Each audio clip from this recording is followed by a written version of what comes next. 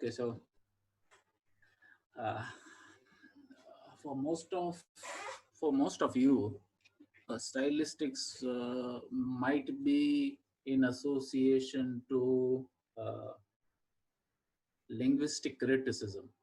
Okay, so I need to first of all make all of you aware about the fact that formalist criticism or new criticism has almost separated as a branch, and stylistics, literary and linguistic stylistics have changed totally. So you cannot rather compare, because the school of linguists who are into new criticism and the school of linguists who are into stylistics are supposed to be different, although they started from the same point, but they are different. Okay, so this is how we would be dealing with things. We would first of all generalize stylistics, because I cannot directly get into a poetry.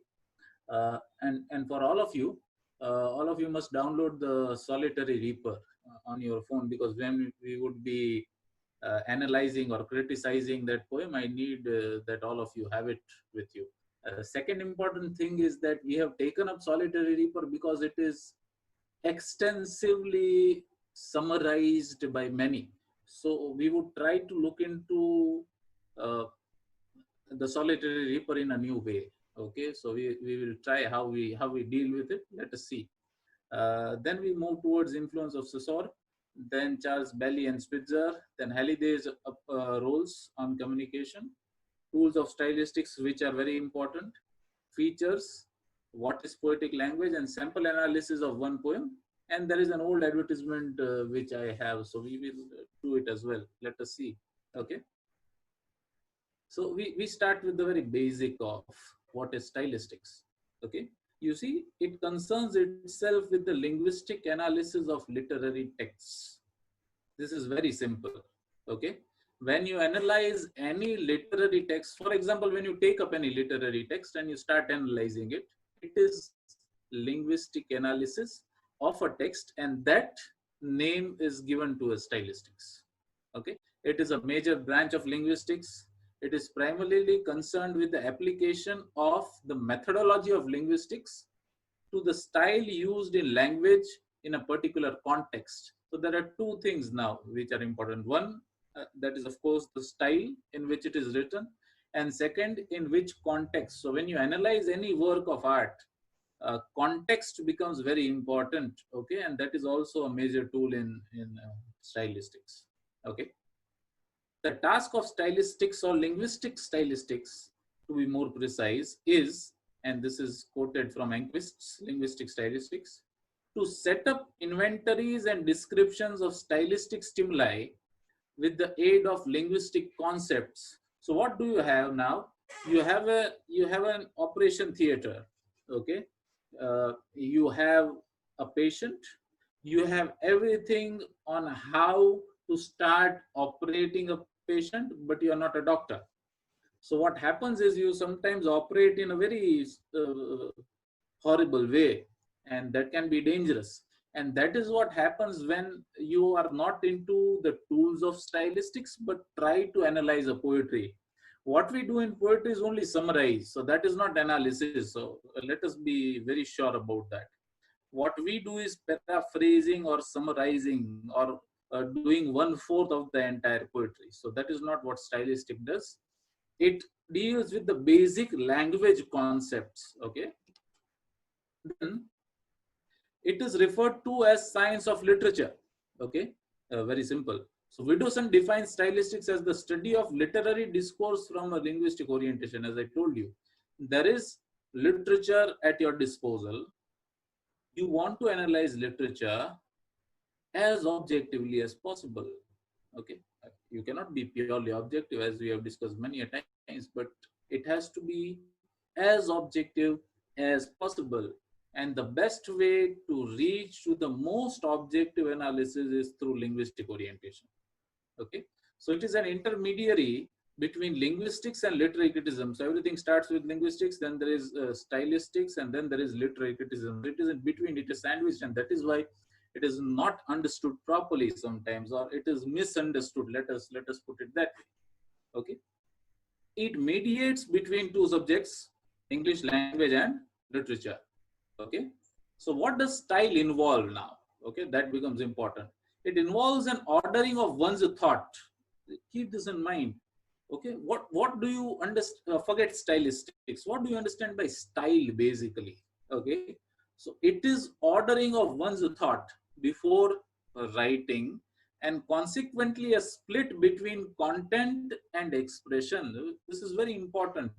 Okay, so what do you do before you write? What is your practice that you get into when you write? You think first, and just before starting writing, you have to split between what exactly is the content and what do you want to express. So you don't express almost everything that you want to express. Words are never that good that they express all of your thoughts, but you reach to a near point, and you reach to a near point through your individual style of writing. Okay, a split between form and content, if admitted, will result in the view that style is the dress of thought and that it is some kind of embellishment. Okay, so why everybody is not a poet? Why you and me are not? Perhaps some of you might be, but I am certainly not as good a poet as perhaps you are. So what happens is, we have a lot of thoughts, but we don't know how to put them on paper. So when you put your thoughts on paper, you are putting yourself, a part of yourself, on paper as well, which is very unconscious. I'll not call it subconscious, it is very unconscious. And when you end up writing, more often than not, it will be a part of you. Although you might not be living it, but it would be a part of you. Okay, coming to Susur, Ferdinand de Susur, Susur, whatever you call him, he is open to any name because he's dead. Okay, so there was a wave of new linguistic consciousness in Europe in the late 19th and early 20th century. And Saussure, who suggested in his course in general linguistics that lang is an abstraction and is manifested in reality only as a parole in specimens of speech. Please remember this. Okay, there is this difference between lang and parole. What is lang? Lang is what you have basically, and what is parole? Parole is how you use what you have. When you manifest something in reality, it becomes parole. Okay, it is therefore parole that has implications for style and not lang. Okay, so please remember, everybody knows basic language. Okay, if we talk about, say, Gujarati as our mother tongue, everybody knows Gujarati. What happens is, not everybody knows how to use Gujarati. Okay, use in poetic way, use in creative way. So that is your parole. That is your style of dealing with the lang that you are given. Okay, so I hope this is clear to you. These are important things with regard to stylistics. Okay, from Saussure we move to Bally.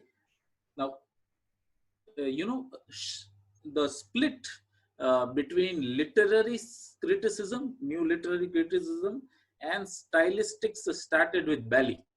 Saussure put sign, signifier, signified for everybody.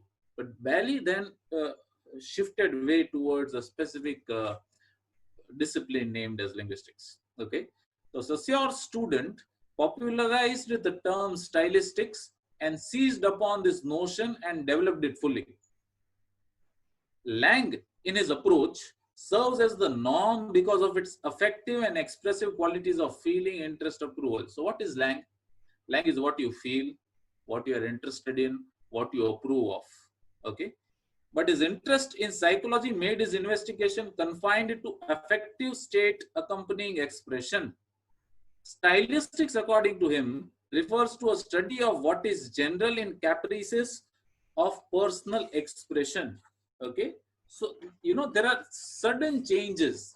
Those sudden changes are caprices. There are changes when you speak. There are changes in your personality. There are changes in the way in which you express things. So those are the caprices that change. He said that one can say that stylistics investigates in speech and in written works precisely that which at least interests a critic or historian or literature. So when you investigate something, you need to investigate it through a parole perspective, not a lang perspective. Lang is important because lang is the base of it. But parole is through what everything is created in terms of writing. Okay, then there is Spitzer. He, along with other linguist idealists, were perfecting their Stillforschung. Stillforschung is a German term for literary stylistics in Germany. Okay, so they were now moving towards literary stylistics. That person was talking about linguistic stylistics. A major difference between the two approaches is that the idealists reject positivism as a method and its professed scientific measurable truth.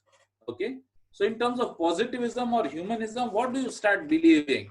Okay, you cannot measure it. That truth cannot be measured, or how would you measure that? That becomes a problem. They also deny any distinction between ordinary speech and complex language of poets. This is modern time now, because earlier poets were supposed to be writing in a higher language, but in postmodern and modern times, ordinary speech also becomes poetry. Okay, so this is where they wanted to distinguish themselves. They were linguists, but their work was mainly that of literary critics. See this difference? They went into literary stylistics, and Bally was still into linguistic stylistics. Okay, so literary stylistics that then went into structuralism and new formalism and new criticism and sort of stuff.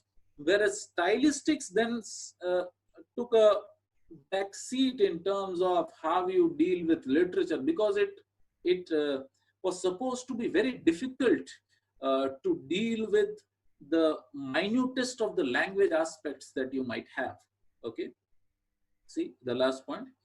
Their work influenced new criticism and Russian formalism. So now what is stylistics? Now we are talking about Bally's way of stylistics.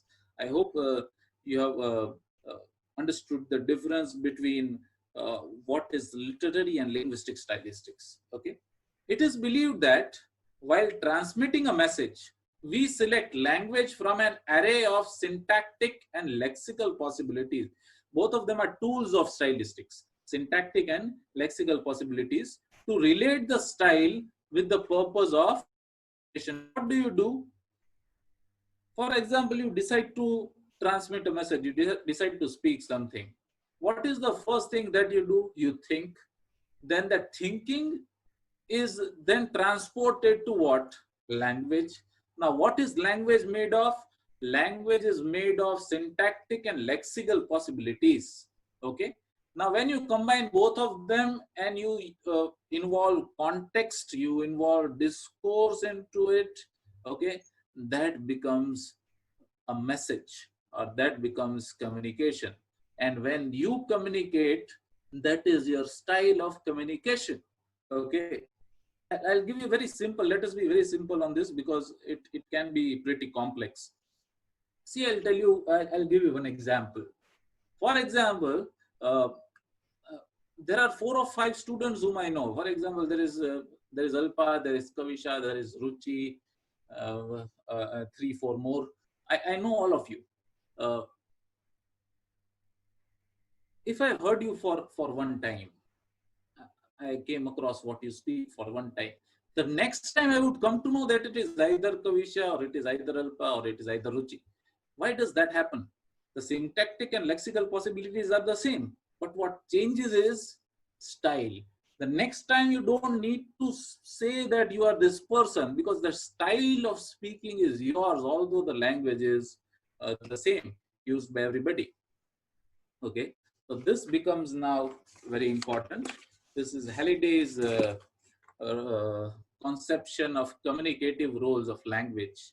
Okay, so what happens here? One, there is this textual role, then there is ideational role, and then there is this interpersonal role. Now, what does happen in textual role? Okay, textual is how everything unites into one. I told you the text means everything gets united. Okay, what is in ideational? It deals with the representation of its reality, how everything is represented to people. Okay, so one is what is, Second is how it is represented. And third, interpersonal, is how it finds the relationship with the reader. So third is with the reader. It starts with text, then how do I idealize, and third becomes what does a reader have to do with it. This is from the internet. This slide you can easily understand. Okay, textual, you see, it is the message. Ideational is the representation, and interpersonal is the exchange of it. Okay, there are tools of analysis. For example, in ideational, you can read here. It is transitivity. Okay, so how message transits. Okay, then what is the tool of analysis? Interpersonal is mood, how it is told, and textual becomes the theme. What is the theme of what is told? Okay, so any message has to be embedded in the context of it. Okay, it has to find existence in its setting. Okay, if I tell you something, that has to have a context, one, and second, it has to have a setting. Okay, fine. So those were the communicative rules given by Halliday. Mac Halliday should be read if you need to understand linguistic stylistics. Okay. So style in language arises due to the possibility of choice among alternative forms of expression. You have a lot of choices from which you have to choose. Okay. And then how you choose becomes very important. Okay. For example, you must have read this uh, placard of no entry everywhere. Okay, or you also have this no smoking, but somewhere it is written thank you for not smoking. So what is thank you for not smoking? It is a warning, but or it is a imperative sentence, but do you need thank you? You don't need, but still you write it. Okay, so that is how your style becomes different as you uh, if you are in a problem that is not serious, you will say help. If you are in a problem which is slightly serious, you will say help please. A more serious problem, would you help me please? Will you help me please? Could you help me please? And if you don't know a person, I wonder if you would help me please. So these are the distinctions. Okay, how we refer to a person will be conditioned by the stylistic effect that we intend to make in a particular context. How do you talk to a person? It depends on what? How good you know that person. Okay, so what is style? Therefore style is a distinguishing mark of character. Okay, so that was theorizing stylistics. Now let us get into tools. These are very important and you need to understand each of them. Okay, so which is the first tool here? The first tool is sounds. Okay, so what are sounds? That is how you deal with a particular thing. A sound. I don't think I need to make you understand more what sound is, but how you use a particular sentence, that becomes important. Okay, for example, if I say, you see, sound is invisible but a powerful tool for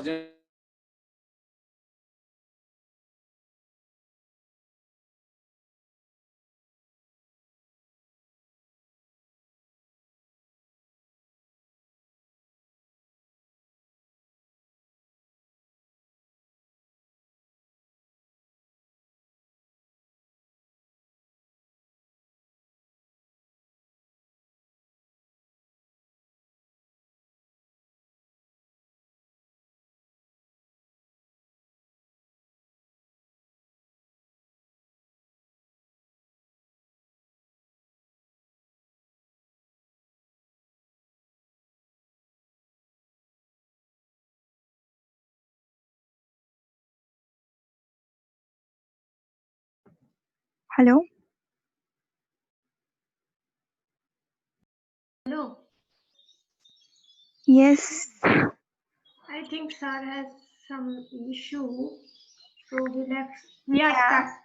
starting again. Okay, okay. Let's do this.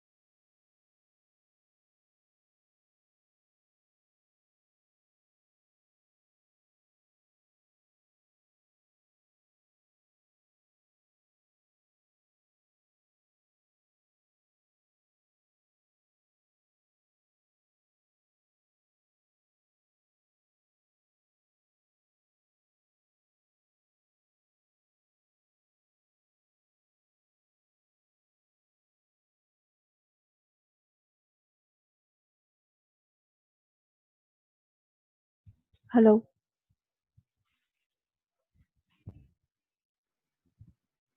Yes, Hello. Alka Didi. I think sir is not here. I should call him. Yes, do it. I think he has come. Okay. Yes. Sir, please unmute.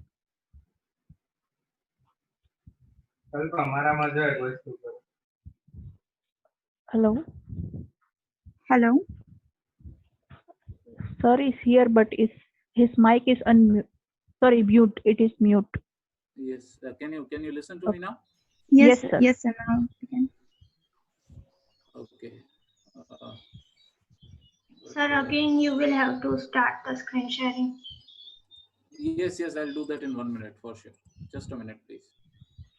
Yes, sir. So which was the last thing that you were Sound. into? Sound. Sound. So till that time it was okay, right? Yes, sir. So it was slide number 30.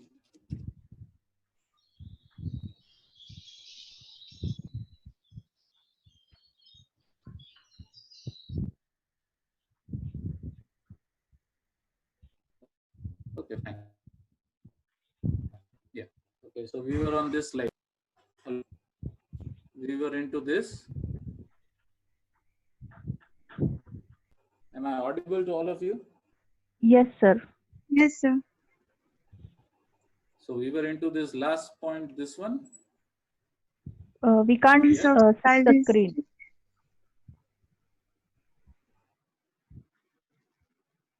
You can't see the screen at all. No, sir. Yes, sir. We Hello. can't. So We is the can't, sir. presentation not Not visible. I don't know what the problem is then. Screen sharing. I did that. This is something very strange.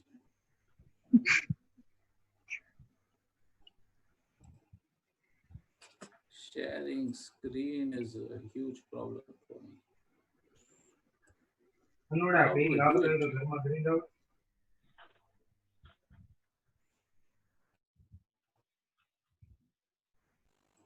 So is it visible now? Yes, Yes, sir. sir. Yes, sir. Yes, sir. Yes, sir. Finally, thank you. Let's see. So this is visible. This is visible. Yes, yes, Yes. sir. Yes. Fine. So this is Sound. okay. Fine. We were on to sound. Yeah. Okay. Fine. So I'll give you an example of sound. For example, my uncle who lives in Ahmedabad has come to meet me in Bhavnagar. Now, was there any pause here? The answer to it is no. But if I say my uncle who lives in Ahmedabad has come to see me here. So there are two pauses now. Sense. My uncle who lives in Ahmedabad has come to see me in Bhavnagar. That means there has to be only one uncle that I have. Okay, and that uncle has come to meet me. But if I post two pauses, my uncle who lives in Ahmedabad has come to see me here. So there are many uncles that I have, but one of that uncle who stays in Ahmedabad has come to see me. So that is the power of sound, how you speak. Okay. So when you study a poetry or when you analyze a poetry, sound becomes very important because without sound, without pauses, without ellipses, and without stuffs related, there is this alliteration and there is combination of sounds and there are various figures of speeches, and those are wonderful things when we talk about poetry. Okay, so then the second point is lexis. Okay, what is lexis? Lexis are words. Okay, now when lexis create context, there has to be certain context on what you do. Okay, and therefore when you use any particular words while you speak or while you write a poetry or while you write a prose, there has to be What do lexis means? Vocabulary in general. They give you a specific style of your own way of writing. I use certain words which are my own. Even when I speak, I use certain words which I speak regularly. Every one of you might be following the same pattern when you speak. Okay. So when you use proper words in proper situation, it becomes lexis. Okay. So that is another important tool. This is semantics. Okay. Now semantics is a combination of sound image or a physical form of any image that you have, plus a sense of meaning. Okay. So when you, if you have studied sociology, sign, signifier, signified, so you have sign, what is indicated, signifier,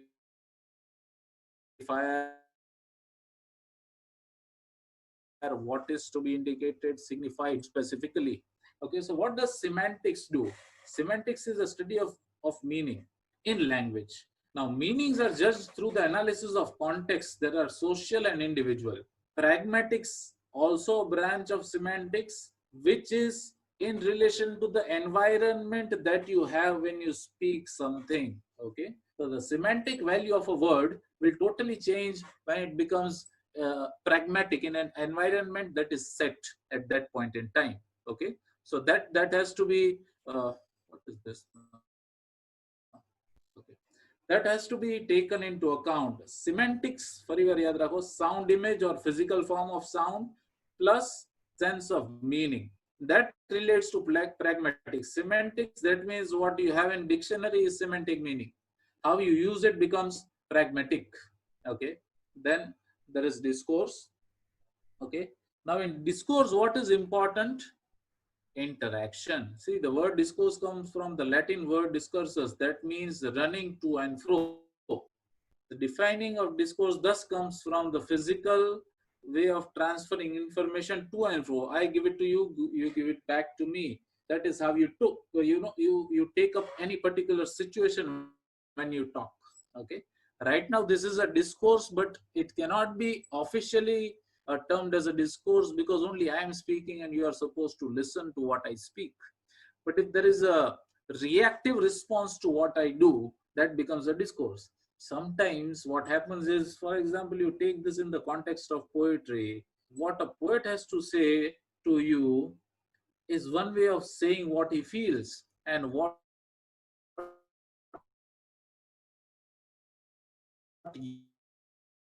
you start understanding, that means what you take up any particular situation and you talk. Okay. Now in what is discourse analysis, you see here, just a minute.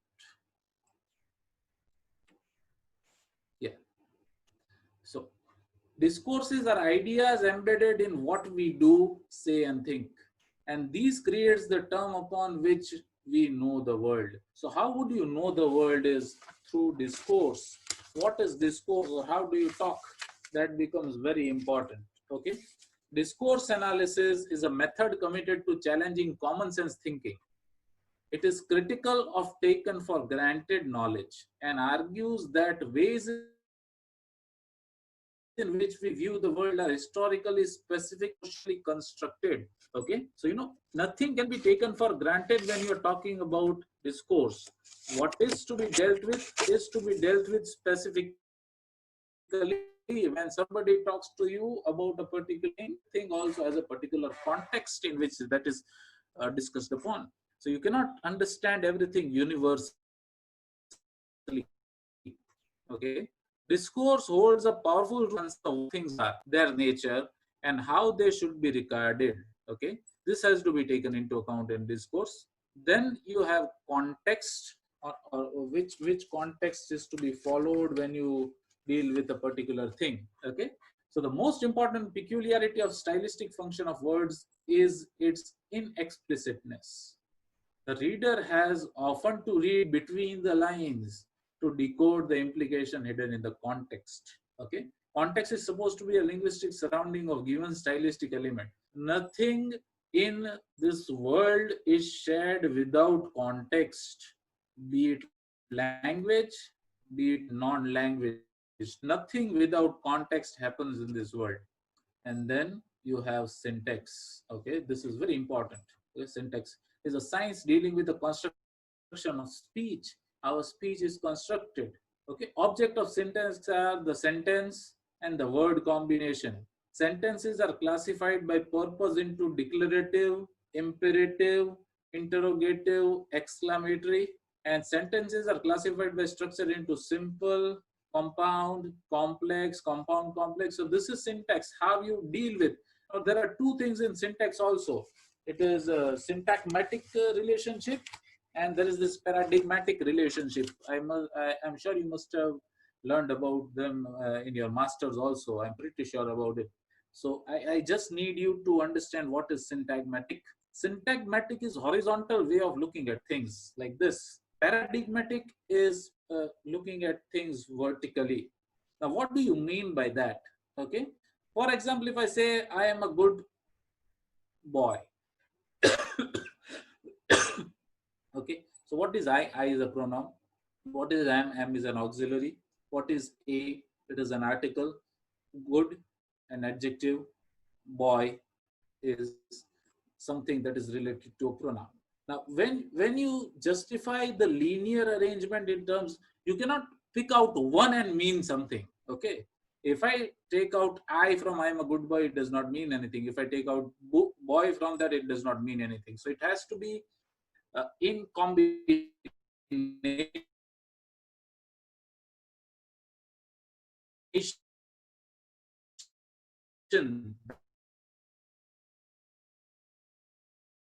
That is syntagmatic. It has morphemes of syntagmatic. Okay? That means each word can be replaced by another.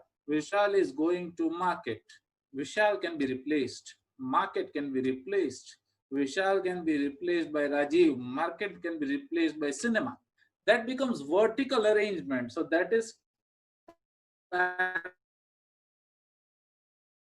paradigmatic. This is very important in poetry. You need to understand the features in style. Okay, what are the features here? The first feature is cohesiveness. That means how a text is constructed, that is coherence, and how a text is interpreted, that is its cohesiveness. This is this difference. Okay, cohesive is always referential. Reference cohesive. Then there is conversation and conception presentation. Okay, that means our point of view. Okay, how do I say something to you? Okay, if I converse to you something, then there are this use of words. If I want to be uh, direct yet indirect, what I would say, I would be speaking something and પછી હું વચમાં બોલું. આપણે ગુજરાત તમે કોઈને કોઈ story કહો છો કોઈ વાતની કોઈ વ્યક્તિની, તો એણે મને એમ કીધું કે પણ પછી બોલો છો તો તમે જ. Okay, so that is conception. ઘણીવાર એવું થાય કે તમે એની રીતમાં બોલો, એની મિમિક્રી કરીને બોલો, એ કોન્સેપ્શન છે. ઓકે, તે કન્વર્ઝેશનની સ્ટાઇલ જે છે એ કોન્સેપ્શનને રિલેટેડ સ્ટાઇલ હોય. That is to be taken into account. Then there is spatiotemporal, that is geographical and time related reference. Okay, you refer everything through a particular geography and you refer to everything through a particular time frame, a time zone that you have. Okay, so how, for example, if I get a call from say Ahmedabad, what would that person tell me? I am Rajiv speaking from Ahmedabad. Is this clear, this example? Okay, now if a person calls me from France and there is a small city named Saint-Brieuc in France, what would that person tell me? I am calling from France. Now, if a person calls me from Bhavnagar, what would that person tell me? I am calling from this particular area. That is the geographical understanding of how you deal with stylistics. Okay, so which word is used becomes very important. If you are calling locally, you talk about any street name. If you are calling from the same country, you tell state or city.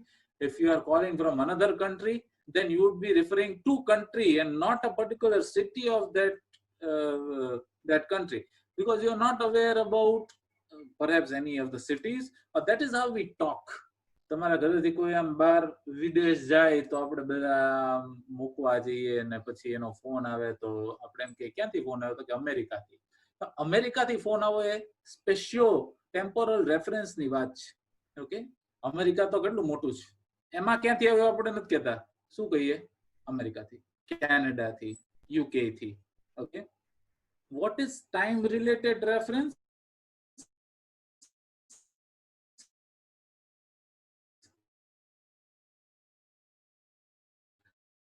Time related reference is we are going through this difficult time of corona right now. Okay, so what would I say? When will the corona end? એવો તમને કોઈ સવાલ પૂછે તો તમે શું જવાબ આપો? Corona will end by the month of September, hopefully. Okay, so what is that? By the month of September, that means you don't speak about a year because you know that you are referring to this year.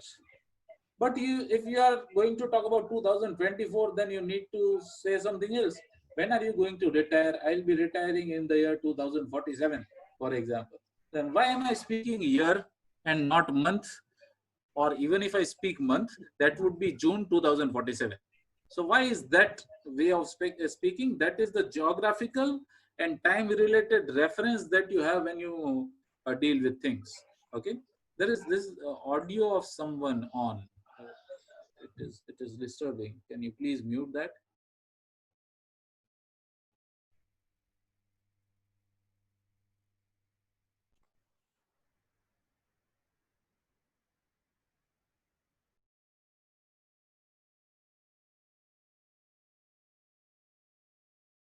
Yeah, thank you. Okay, so I need of you, because if they are not clear to you, you will not be able to analyze things. So I need a response right now, and then we move forward. Are all the tools clear enough? Hello. Yes, sir. Pretty clear. All the tools are clear. Yes. If there is any doubt in any one of them, we will have to revisit it right now, because everything would be added at the end when we analyze the poetry. So with you. Yes, sir. Okay, fine. Then we move forward. Okay. Now we move towards what is poetic language. So these were tools of stylistics wherein you sometimes don't require poetry in order to understand what it is trying to say. So from stylistics to literary stylistics to lyrics to tool of stylistics to features of stylistics, and then we move towards poetic language. What is the difference between language used in poetry and language in general? Okay, not in the postmodern time, but earlier there was some difference. What is this now? Language is one of the principal ingredients of all communication, and it is principal ingredient in literary communication also. Okay, whatever you communicate is through language. That is pretty simple. I'll not re-explain it. Poetic language or diction has been a subject of great interest of literary critics and rhetoricians. Okay, rhetoric no ek part. Rhetoric is a way of argument that is a positive in a way. Allied disciplines such as philosophy, sociology, psychology have also been interested in the verbal art form from the different points of view. Okay, so poetic language is a part of how you speak. Poetic language is not poetry. Okay, sometimes a person's language is very poetic, the flow is very natural, the way in which that person deals with things. So that is also poetry. Okay, the definitions of poetic diction have themselves swung from one extreme to another. Now see, Aristotle favored figures of speech, as you know. Wordsworth always wanted to use language of common man. Postmodern poets show a preference of slang and even an unabashedly scatological vocabulary, a vocabulary which is very raw, okay, or a vocabulary which normally in the times of nature poets and romantic poets, it was considered to be a sin to use such words. That is a part of postmodern way of dealing with things in terms of how you present anything in poetry. So poetic language also has further many layers into it. Okay, some definitions by some of them, names written on the side. Poetic diction is individually oriented and contextually determined by Groom. Very simple. What is poetic diction? It has individual orientation. One, that means what I believe is good is good. but that good is contextually determined. That has to do something with the context that I use. Okay, what does Tennyson say? Poetic language is different from the language of age. Very true. Poetry does not have to necessarily follow what the age has to say. Poetry creates a very metafictional narrative about how you deal with things. It is magic real. Okay, any kind of poetry can be written in any age, and it is unlike prose. Okay, it does not have to run with the times in which poetry is created. Sorry, not constructed. Dryden, Wordsworth, and Browning said, poetic language is colloquial and commonplace expression. Most simple over. Poetry is for everyone because everyone needs to enjoy that sense of poetry. Okay, when Wordsworth says that sense of poetry, what is sense of poetry is sometimes words don't stay with you. What stays with you is sounds of it, which was one of the tools of stylistic analysis. Okay, the rhythm of it. Rhythm becomes very important when you deal with certain things. Okay, for example, you're listening to a particular song. Now what attracts you first is the tune of it. What stays with you at the end is the tune of it. In that vehicle are words. Okay, and if they are excellent, icing on the cake. Even if they are not, if you don't understand anything, you have the tune of that particular. So sound becomes a very important part. How words are used also becomes a very important part. We'll discuss this when we get into the question answer session. If there are any questions, it is very interesting. Okay, poetic language is a special selection from and formalizing of language prose and differs from era to era, place to place, kind to kind. This is very simple by Miles. Okay, what does Miles say? It is a special selection as against any prose, and it has to change from. So there are contradictions. Up, Tennyson says it does not have age. Down, Miles says it has to change from era to era, but there is no specific set or compartment in which it has to change. Okay, but Barfield, this is also a very important definition. Poetic language is something that arouses aesthetic imagination. Very simple. This is what we have lived throughout our life. Why do we understand? Why do we relate to poetry? We love it. And what you love is not to be explained. Okay. Poetic language is a special selection from language as a whole on reasonable principles. Now, these principles are lexis. Principles are lexis. Which words are you using? Semantics. How are you using them? Pragmatics, in which context are you using them? Discourse, what is the discourse that you do when you use them? So this becomes this whole definition of stylistics. Then Notoni says that poetic language is something that implies a choice of attitude of the poet one, a certain kind of mental structure that also is of the poet, and that can be traditionally or culturally be a part of that particular poet's mind on how he or she writes a particular thing. Okay, so alongside the mentioned views, those were different views from different people with regard to poetic language. Okay, alongside the mention of different views, there is also a selection of poets which feels that there is no such thing as poetic language. The important thing being that it should be easily understood by the reader, as simple as that. Throw out of the window all such nonsense of what should be used, what not should be used. It should be very simple. If everybody understands, it is good poetry. If everybody does not understand, it that context bad. Now, what happens is, or what we do is, or what is our problem when we study poetry is, we try to first of all go into the meaning of it rather than the feel of it. Okay, આપણે પહેલા શું કરીએ? Meaning ગોતીએ, paraphrasing, summarizing. Stanza 1 says this, stanza 2 says this, stanza 3 says this.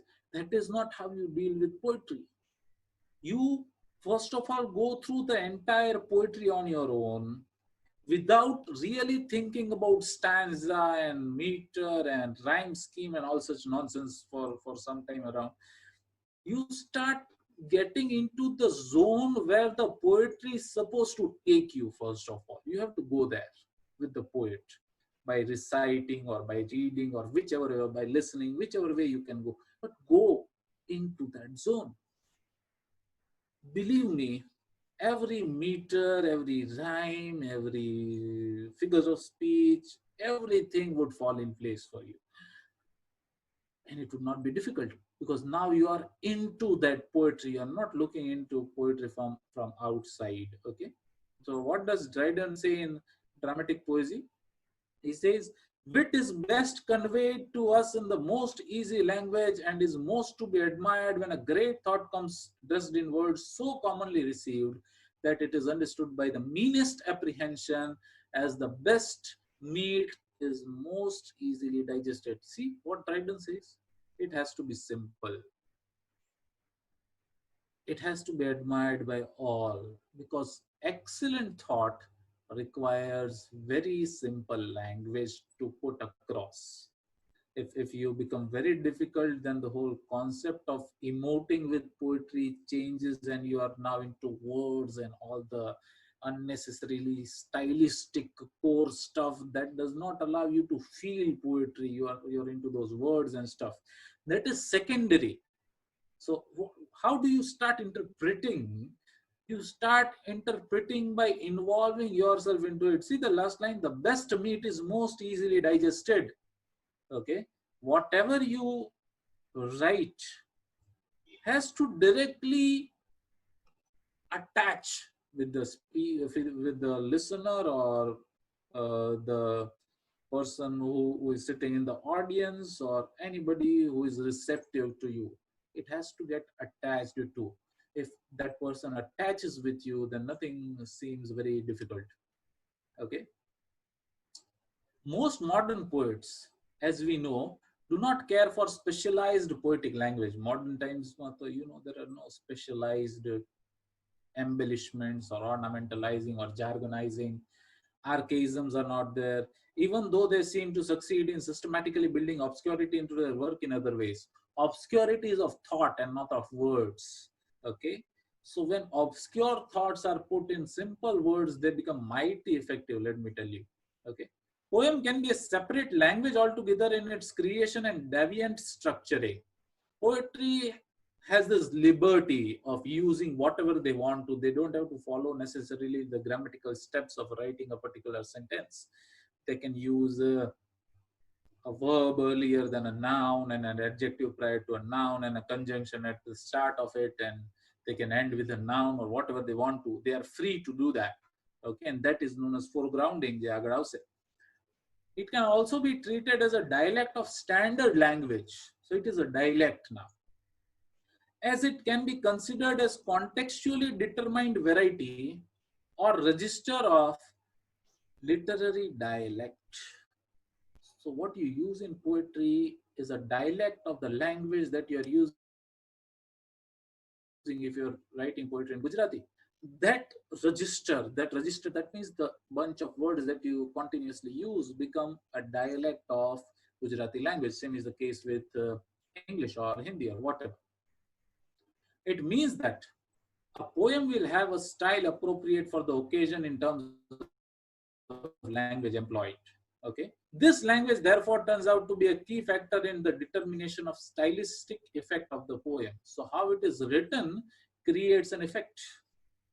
If a poem has to haunt you, it has to have those haunting qualities. Now, haunting qualities can either be by sound, by feel, or by words. Okay. Now, if your poetry is not backed up by music, you need lexis to be very powerful. If any poetry is backed by music, lexis can take a slight backseat, can be in the back burner because the music sometimes, creates the feel in which you are into. And then those words get merged into that feeling of music. And then your emotions get elevated to the level the poet and the musician wants you to go. Okay, so that is how the whole creation of poetry happens. So concentration on syntactic, metrical, and phonological features supply the required structure and texture of the poem. What do? They are, garnishing things. There is a thought, but that it needs a lot of garnishing. So the meters and syntax and phonology garnishes. Okay. The language occupies a preeminent position in the hierarchy of factors contributing to its total effect, as I told you. How do you create a total effect if there is no backing of anything? Then it has to be words, and words have to be very powerful. Okay. So in Fala, lexis is perhaps the level of linguistic form at which variables can be treated with the greatest freedom and are the most significance for stylistic study. Okay. When you can use words with the greatest of freedom that you want to use, that becomes a stylistic study. Okay. You are free to elevate the thought of a particular word to the highest of your imaginative sensibility and can bring out the feel from that particular word. Okay. Variables, that is, those are different ways. Refer to those vocabulary items that are different from the standard language are characteristics of the register of the individual poem. Sometimes any poem has an individual register. Okay, a love song of J. Alfred Prufrock, for example, you will have to go through that in order to feel why that is known as a love song and there is no love story in that song. So why is that known as love song of J. Alfred Prufrock? So that is what poetry is. That is what poetry can become sometimes. Okay. So stylistic effect is greatly dependent on the language of the poem. One. Individual vocabularies are mainly responsible for dubbing. See, for example, Tennyson's use of vocabulary was always traditional in its sense. Browning was eccentric. Arnold was classical. So everybody has a way of approaching things. Are you getting my point? You have this common plate of words with you. How you use those words becomes very important, because if you are classical in approach, you'll be using words very judiciously. If you're traditional, different way. If you're flamboyant, very different. So it depends on how you deal with that. Okay. In fact, if we go through literary criticism, we can easily establish an almost one-to-one relationship between the kinds of language employed and the descriptive styles. For example, poetic diction, which is very ordinary in normal circumstances, has to be pure. Style and figurative is an ornate example of it. Latin poetry is grand. Adjectival labels are descriptive. So when somebody writes poetry, a style is carried through when it is written. Okay, if you're unable to relate to this, then you can think of any particular lyricist that you are a fan of. Now, you see, that particular lyricist will have a way of looking at things which is very different, although the thought remains the same. So how that person uses words becomes very important, and that uses style. Okay. Poetry is, in very simple way, the best words in best order. And that order is emotional also. Not the best syntactic and metrical arrangement. Syntax and meters are important, but they don't form poetry. Poetry can be without meters also, and it can be excellent, let me tell you. It does not require any meters. So it is the selection and arrangement of these words that arouses what we call aesthetic imagination. Okay. So all poetry is language, but all language is not necessarily poetry. Okay. Not everything written can be poetry, and therefore I always say that you cannot be a poet if you don't feel like a poet. You cannot be a poet simply because you have to complete a task. Poetry cannot be task based.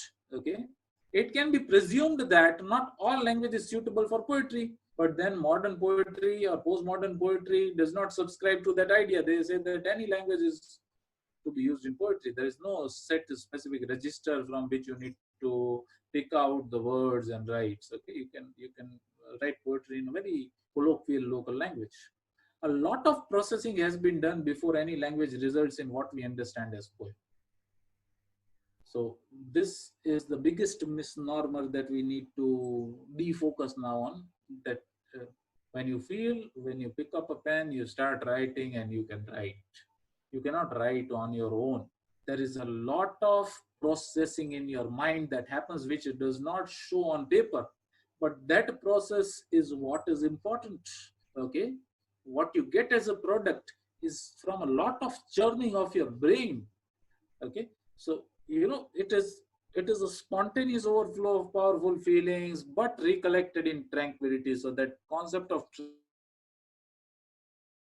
tranquility is poetry. Okay, it is spontaneous, but that spontaneity has come out of a lot of tranquility also. The tranquility is the main focus and not this spontaneity. Okay, so what does Mukarowski say?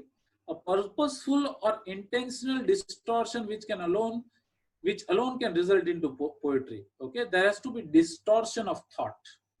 Are you understanding what do I mean by distortion? Is what we do every day is a very cyclical process in our life. The moment that cycle is distorted, then that is creative window, and then you start writing. So routine also has to distort in order to start writing poetry.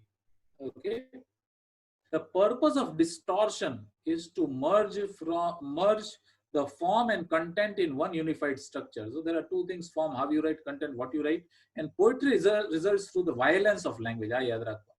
There is a lot of mental turmoil that you need to go through when you write. It is not that easy. Let me tell you. On that day, Vishal also was discussing how to think to rewrite. Okay, so what is rewriting? So rewriting as a concept is perhaps the last resort. Even before thinking of rewriting, you need to go through this unified structure of how would you format a content. And that you know a lot of trouble that goes into your mind when you want to write is what poetry is. That comes out like that. It does not come out naturally. Let me tell you, it is not natural. Okay, the modification that the normal or casual language undergoes in poetry makes it deviant or non-casual.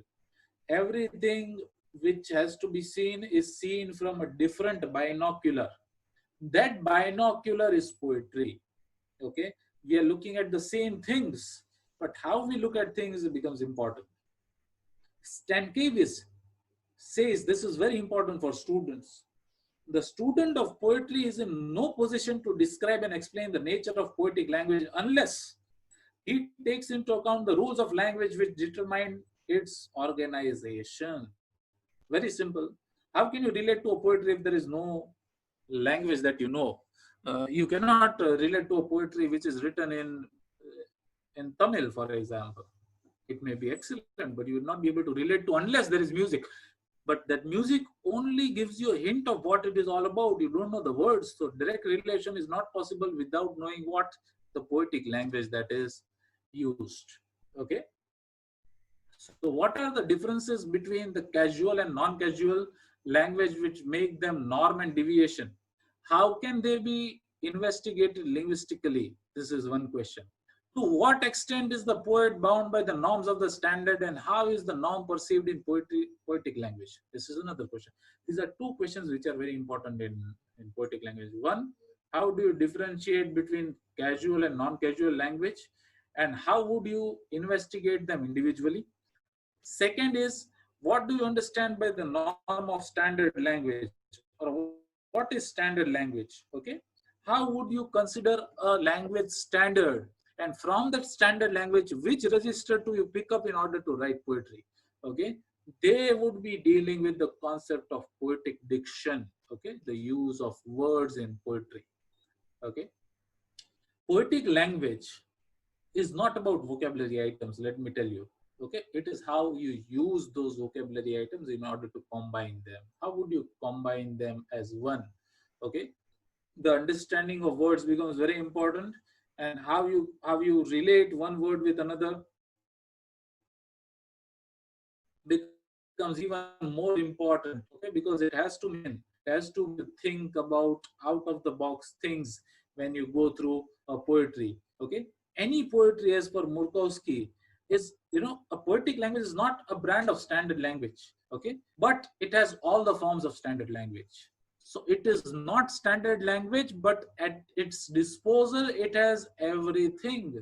So it is about choosing what you want to choose. Okay, there is this violation that takes place. You don't follow the rules of language per se, and that violation is poetic utilization. Okay, and without that violation of rules of words, there can be no poetry. Then there would only be prose. In order to write poetry, you need to violate things. And therefore, this first word is a major thing in stylistics, is foregrounding. So it came from the Prague School of Linguists. Okay, that is what differentiates between poetic and non-poetic. Okay, foregrounding is what do you want people to get attached to first is written first. Which emotion do you want a person when a poetry is listened to, or when you read a poetry, is foregrounding. It creates an effect. That effect is through the emotion that you want to show. Okay, if you want to ask a question, you start with a conjunction and not with a noun. So when you start with a conjunction, grammatically, in terms of prose writing, it is wrong. But in poetry, it is wonderful, because you are into that zone of questioning, because that poetry is about questioning. Okay. The purpose of foregrounding is to attract the listener's attention to the subject matter of the poem, as I told you. What do you want people to get attached to? Okay. It is non-casual and it is very intense. And everything that they want to say as poets becomes important through foregrounding. Okay, so when you talk about poetry, there is no fixed border as such. Okay, because there is this difference between language and the subject matter. So there is this one subject matter that I want to write a poetry upon, but I don't know how to write it. That is the problem. Even if I know how to write it, I'll be writing a prose and not a poetry. If I want to write a poetry, I should know what is my motive. How do I want to start? Which is the first striking emotion that a person who starts reading poetry gets into? If that emotion is the first word of any poetry, then that poetry flows. Okay, initiation of an emotion through a particular word becomes mighty important. It is very important. Okay, so we are into neologisms. Uh, Foregrounding structures include what? One, unexpected. It is out of the blue. You always think as a standard use of language, and as a student of language, everything has to start either from a noun or a pronoun. Everything has to have a subject, then a predicate, then an object. Nothing is there in poetry. It is unusual. Okay, what do you compare with what? Dunn's poetry metaphysics is what you relate to, or that is long far off. You take up any good lyrics of any good movie. Foregrounding is very important. I'll give you an example later on about that. But you also think, what is this foregrounding? Because it is the base of linguistic stylistics. The first thing that you need to do is hold on to the first word of the poem, pick that up, what is it all about, and then you'll run smoothly into the poetry. Otherwise, it is very difficult. Okay, so lexical selection based on the uncommon semantic relationships of words close together in context, meaning gets foregrounded. When you use words very systematically by putting in a lot of thought, that is foregrounding. And the effect of such foregrounding is further heightened when the poem is viewed as it must against the background of a certain tradition or automatized canon. Now, when you foreground, what heightens is the background of it. Why are you writing it? There has to be a story in poetry. We always have a poetry in a story. Okay, when you watch a movie, for example, a movie has a lot of songs, but you should know, as a critique of poetry, that every song has a story if written very properly. Every song is not a put in directly. every song has a story and not every story has a song. That story of every song starts with foregrounding of it.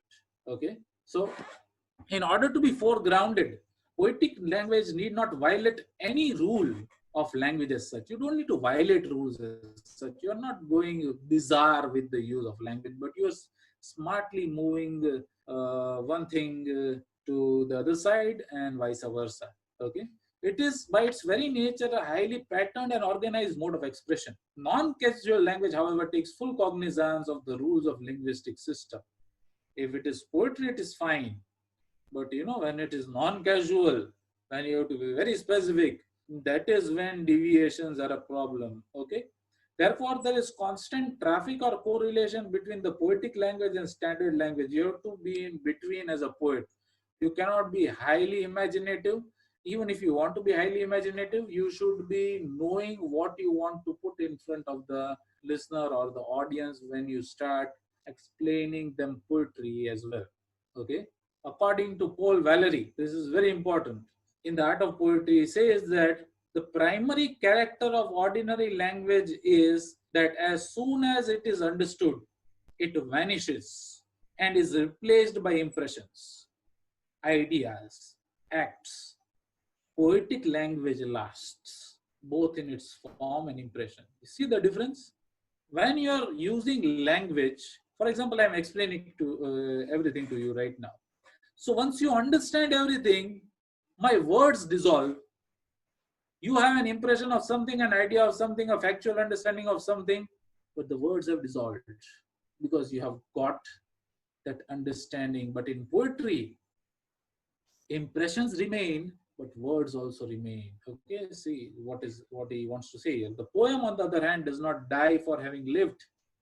It is expressly designed to be born again from its ashes and to become endlessly what has just been.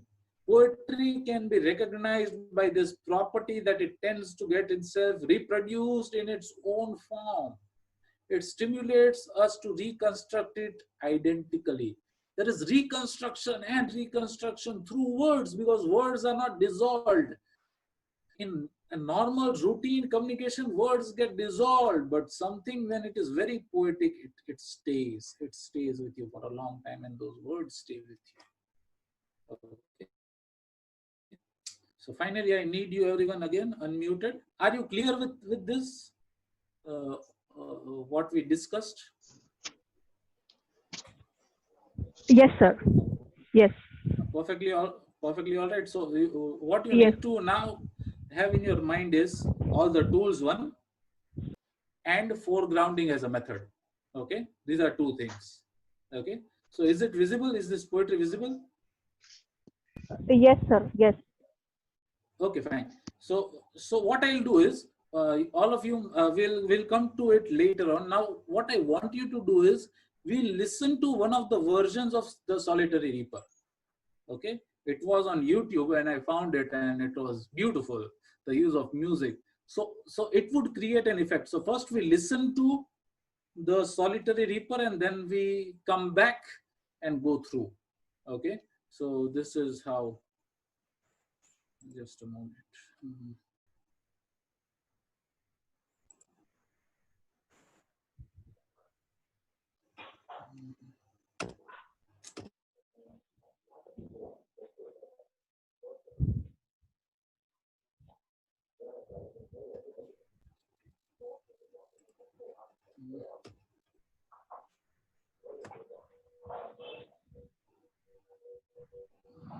What I do is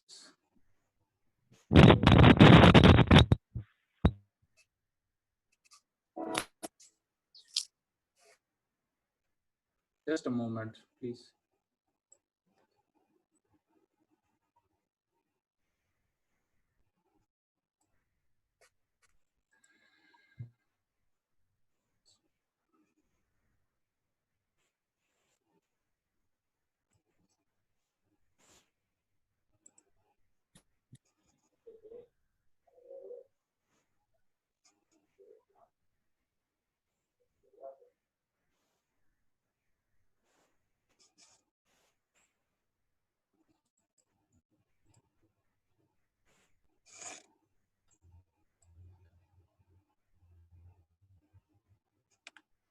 how do I get return to the meeting back?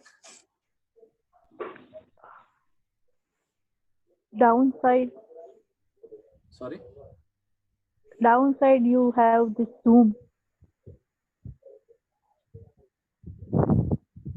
Click on Zoom This meeting. return meeting is. mm,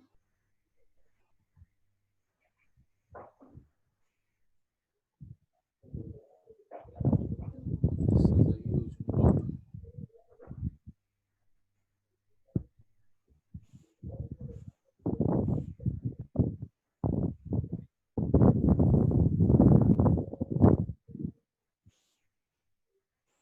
Mm, Yes, Can Zoom. we? You can rejoin Yes. also. Hmm. Yes, Yes. I'll rejoin because I don't know how to get back to it. It is strange. I'll rejoin. Right. yes, sir. Yes.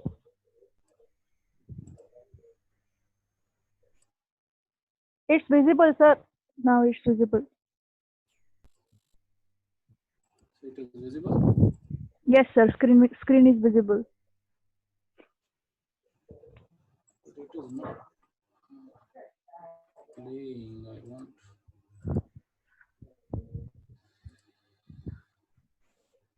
If you So have is the saved screen this, visible to you right now? yes, sir. Yes. If you have saved that Okay. So audio, what you I'll can. do is. Yes. Yes. Yes. Yes. Yes. It is. Yes. See You now got. you Yes. can you listen to it? Okay. Okay. Fine. Fine. Just listen.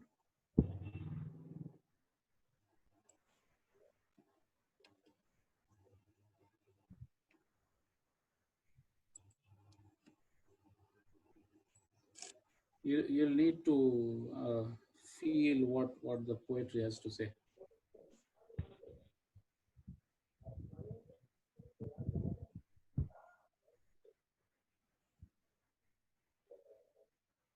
We can't listen anything right now.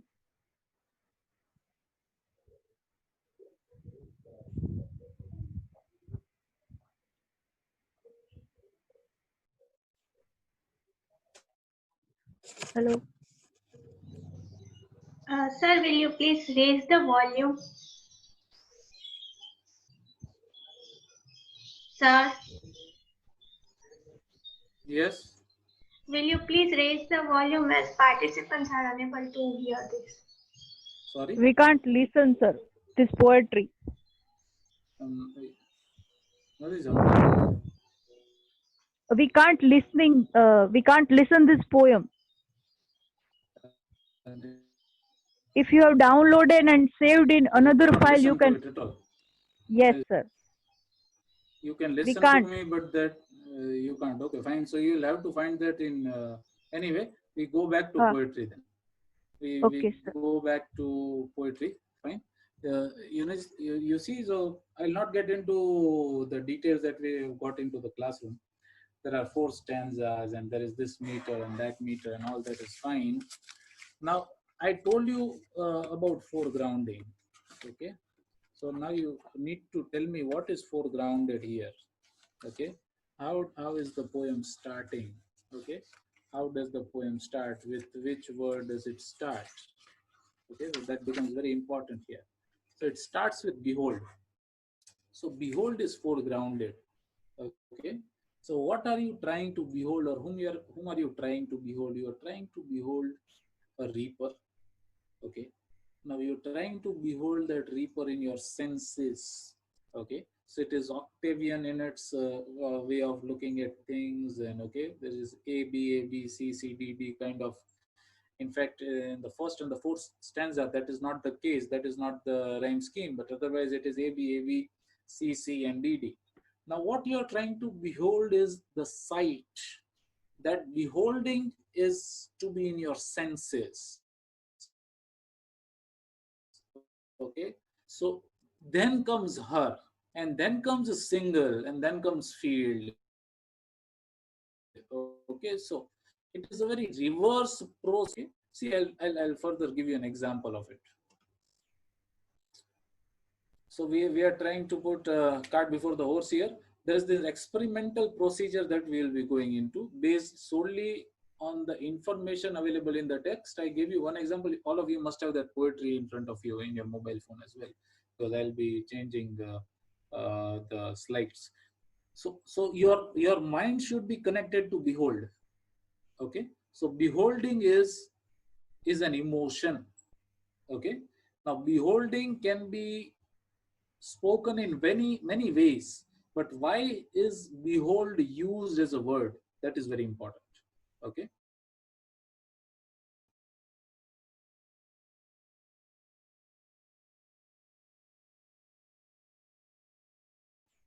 so this is the basic. A poem is written in sense. Thomas Wilkinson's Tour of Scotland. So it is a part of Scotland where this poetry is written.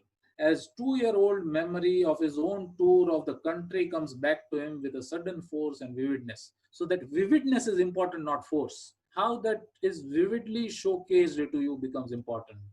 Okay. Now, when we start analyzing, we would first of all go through certain analysis of the poem given by Hatman, and there is this one person also, Bradley. Okay, Hatman and Bradley. So there are 3 or 4 by Hatman or from the book of Hatman, which was Wordsworth's poetry, except one analysis that is from Bradley, which is not from this book. So we'll go through them very quickly. What does Hatman have to say? First thing, the solitary reaper is a blend of ideal and elegy. Now you see, there is ideal is happiness, elegy is mourning. It is a combination of both. The poet's elegiac response to a Highland girl is of course converted into a consolation and eternity structure of a kind. The song he hears spreads sociably from one person to another over great spaces of fantasy and solitude. It flows and overflows, it transcends the finitude of self and the fixity of self-consciousness. It continues secretly in the poet's heart, and its idea later revives the image that inspires the poem. So this is what Hatman has to say about this poetry. It is a combination of both, and it is all about reviving the image of a person when he goes away from there. Another, a solitary reaper is Wordsworth's reaction to an ordinary incident produced him. So this is a very ordinary thing, but it got a connect to him. He doesn't know why. Therefore, the imperatives. You see, this is the first explanation of why behold, stop here. Oh, listen. His response, rather than the image causing it, is subject, yet he keeps the latter in mind and returns to it, especially in the last stanza, so that our attention is drawn to a continuous yet indefinite relationship between mind and image, each of which retains a certain autonomy. So why is behold uses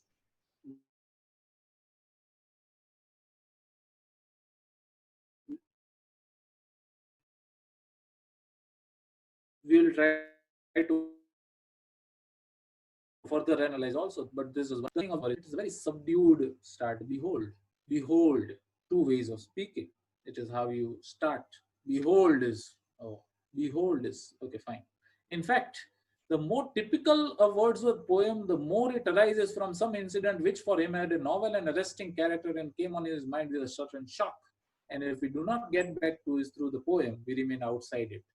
You have to enter poetry before analyzing. You need to enter that world. So when I say the solitary reaper, you must go to Scotland yards, have them in your mind. There should be a reaper. Now, for example, you are passing through that particular place and not Wordsworth. What would you look at? How would you look at things becomes very important. And the last analysis is the supervising consciousness, which Wordsworth names imagination in Prelude the Sixth, and raised, which also halts the mental traveler in the highland. So he's halted, but not physically, he's halted there mentally. Is consciousness of self raised to apoplectic pitch. Okay, the most important consequence is the poem itself, whose developing structure is an expressive reaction to this consciousness.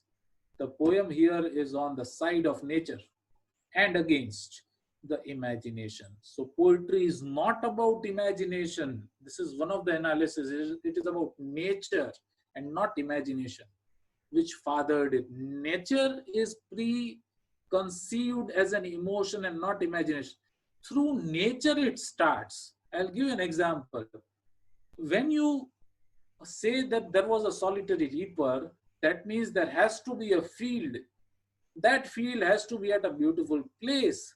That beautiful place had to have perfect weather in order to the reaper to come out there and start reaping.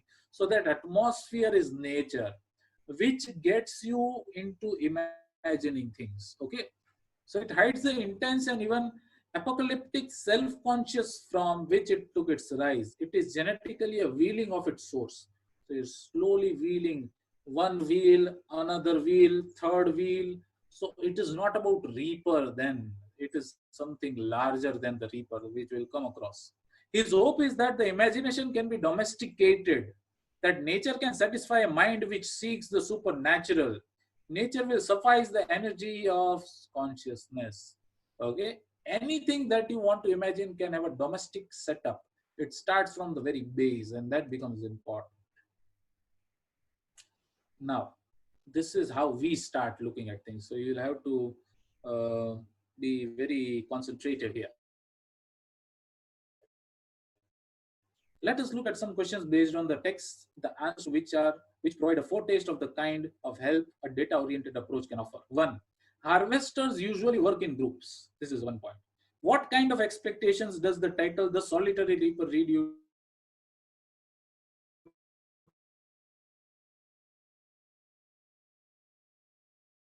to? This is first question, because harvesting is always in very important. Third, why solitary and not any of its synonyms? Isolated, single, etc. Why is that so? These are the questions. Then coming to the answers of it. First, the first sentence, you must have your poetry with you now. The first sentence in the poem, in the first stanza, is an imperative sentence with the word starting behold. Okay, as I told you. So first sentence becomes imperative. Why are the particular construction in the word used in preference to others? For example, there was a lone harvester in the field. So look, see, watch could also be words used. Why behold? Why not look her single in the field? Or why not see her? Or why not witness her? Or why not watch her? What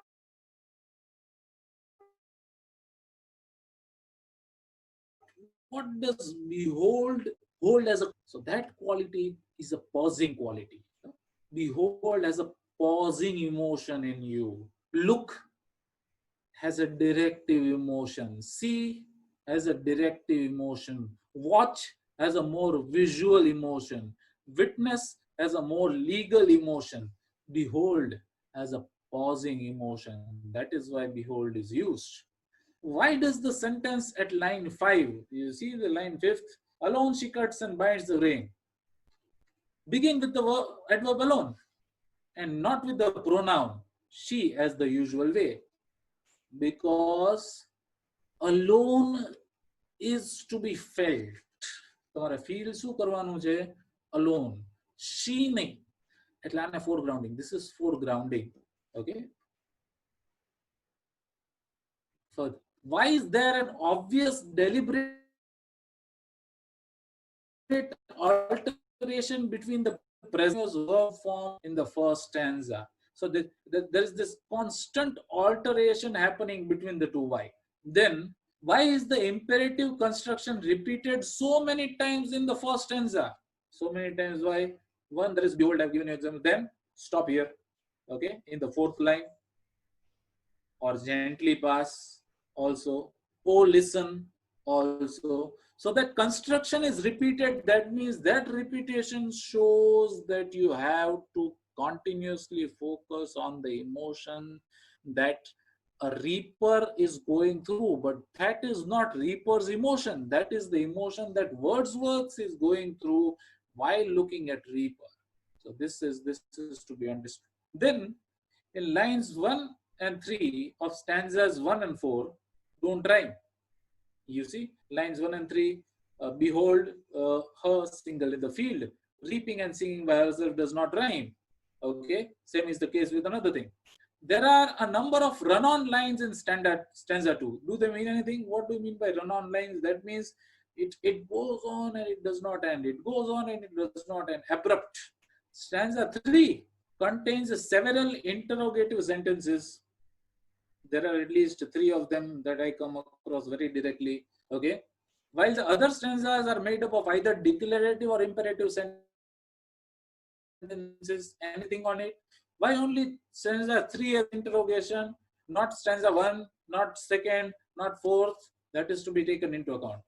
In stanza 3 again, there are 2 concatenated phrases. Now, what is concatenated phrases? Old, unhappy, far off things, sorrow,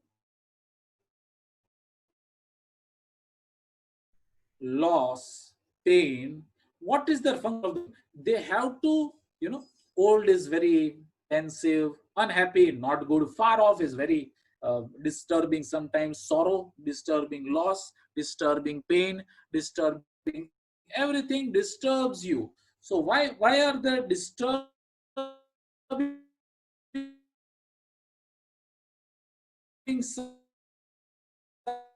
sounds used in, just a moment, I'll okay. So this, the interrelated phases in stanza 3. Will no one tell me what she sings? Perhaps the plaintive numbers flow for old and happy, far off things and battles long ago. Or is it some more humble lay, familiar matter of today, some natural sorrow, loss, pain, अनेक concatenated के भाई, sorrow, loss, pain, બધા કેમ एक साथ है?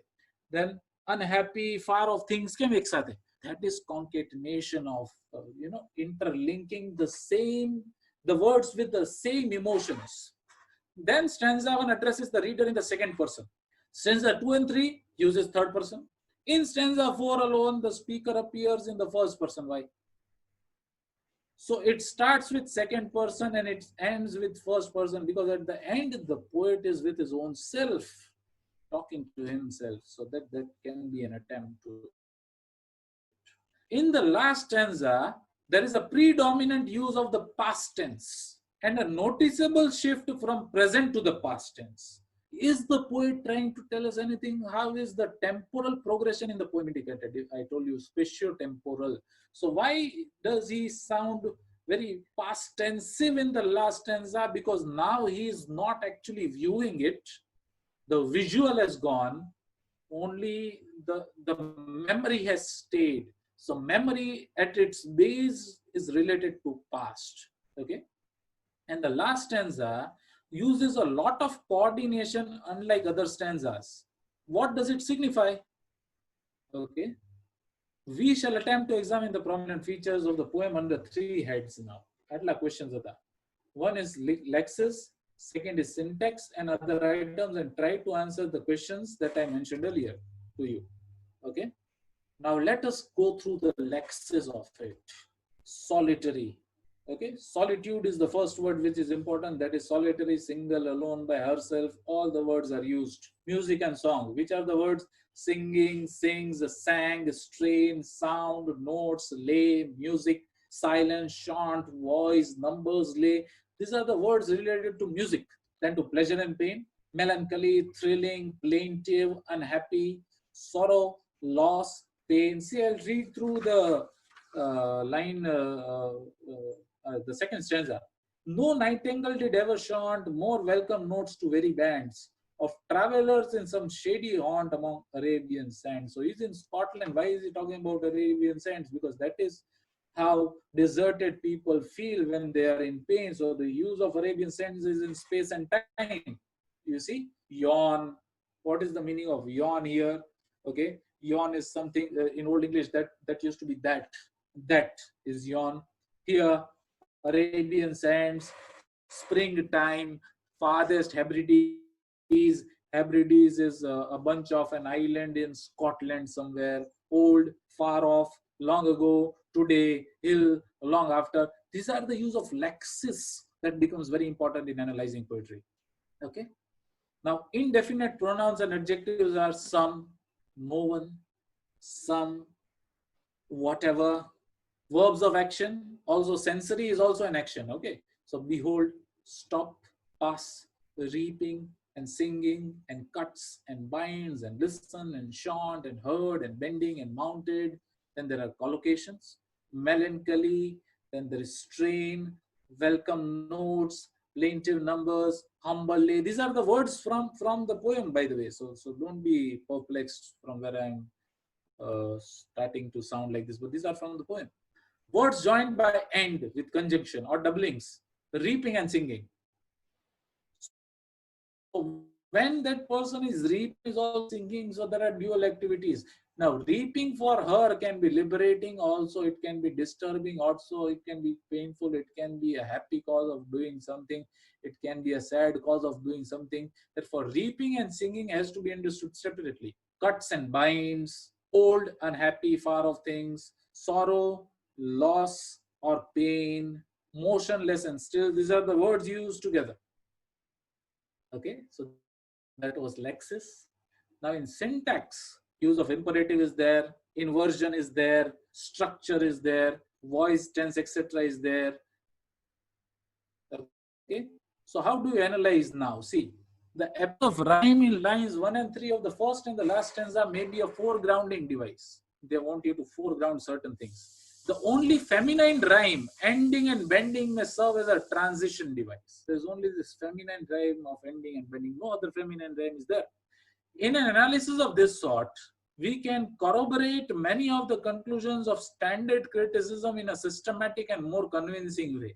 We may not perhaps have been able to show conclusively that Wordsworth's consciousness is raised to an apocalyptic pitch, but we have nevertheless indicated the earthiness of it.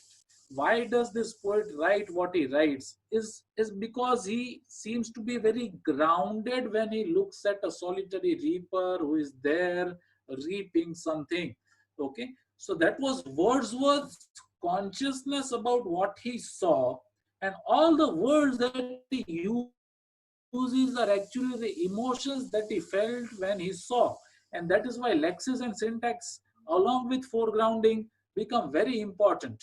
Okay, now when you start analyzing any particular poetry, now what I gave you in terms of lexical syntax or use of imperative sentences or use of inversion or structure or use of voice, use of tense, has to be dealt with separately with each passing thing. Then and then you would be practically be able to understand that how stylistic analysis is done of a particular text when that text has load of words used very significantly. Why we the solitary reaper? Because we suppose it was very easy till today. But it is easy, no doubt. It is a beautiful poem because it is about imagination. But this proves that what a poet goes through when poet starts writing, it is not spontaneous. It takes a lot of thought to write something with regard to what you really feel when you want to write. Now there is this argument also that only poetry can be stylistically analyzed because we went through a lot of definitions of poetic language. So here I have an advertisement, an old advertisement that I had. It was in a newspaper long back. Long back, that means when even I was not born. Okay, and I had that cutting with me. My grandfather had that cutting, so it was about cigarette. Now we'll try to analyze. See, this is an advertisement here. We are not telling you anything you don't know. When we acknowledge, the title is if you smoke. So it starts with if. So if you smoke, if is, if you do this, then and then you go through this or else. So it starts with if. It is your choice. If means your choice. So it starts with your choice. We are not telling you anything you don't know when we acknowledge the controversy about smoking exists. There is a lot of problem when we talk about smoking. And since we are in the business of selling cigarettes, you obviously know where we stand. Okay. If you are not into smoking cigarettes, fine. We will not tell you not to smoke, but if you are reading this, that means you are into smoking. If you don't smoke, we are not about to persuade you to start. No, if you are not smoking, fine. But if you do, you'd like to persuade you to try a cigarette you like more than one you are smoking now. જો તમે cigarette ન પીતા હો તો કઈ વાંધો જ નથી ભાઈ. If you are smoking, then believe us, the cigarette that you are smoking is not better than us. We mean Vantage, of course. Vantage is the name of the, we have Foursquare. There was Vantage. Okay. Advertisement continues. Vantage gives you a flavor like a full flavor cigarette without anywhere near the tar and nicotine. That's a simple statement of truth. We don't want you to misunderstand us. Vantage is not the lowest tar and nicotine cigarette you can buy. It is not the lowest. I don't say there is no tar, there is no cigarette, because if there is no tar and there is no cigarette, it ceases to be cigarette. If there is no alcohol in whiskey, it ceases to be whiskey. That is just like that. It's probably the lowest tar and nicotine cigarette you will enjoy smoking. It has considerably low way of having tar and cigarettes. We just don't see the point in putting a low tar and nicotine cigarette. You have to work so hard to get some taste out of it. You won't smoke it. If you don't get the taste of anything, it is like if you cut chilies, and if the chilies are not spicy, are not hot, they are not meant to be chilies. મોળા મરચા આપ જોયું તો મોળા મરચાની પ્રકૃતિ જ તીખી હોય, એમ nicotine અને ટારની પ્રકૃતિ જ છે કે સિગરેટમાં હોય. If you agree with us, we think you'll enjoy Vantage. So this was the advertisement. Now we will analyze this. In the case of Passage, at the very outset, we suspect that the graphological arrangement is characteristic of an advertisement. Let us therefore look at some of its prominent features. Graphology, how you write, is important here. See, the title in bold letter is not a complete sentence, but a conditional clause, and is thus foregrounded. What is foregrounded is if. Condition. If, then go through. No. We note that the if clause, both negative and positive, is repeated several times throughout the advertisement. Advertisement message. Very short, mostly single sentence paragraphs indicating several different points in an argument. Contracted forms are there. We are, don't, we would, that's, you will, it's, won't. They indicate informal tone. Jara આવું use કરો એનો meaning શું થાય? Informal. કારણ કે શેની વાત છે? Cigarette ની. Use of second person pronoun you indicates informality. That person directly wants to connect to you. That means that person is trying to be informal. Okay. Effective contrast between long and short sentences. Also, there is at least one sentence fragment contributing to the informality.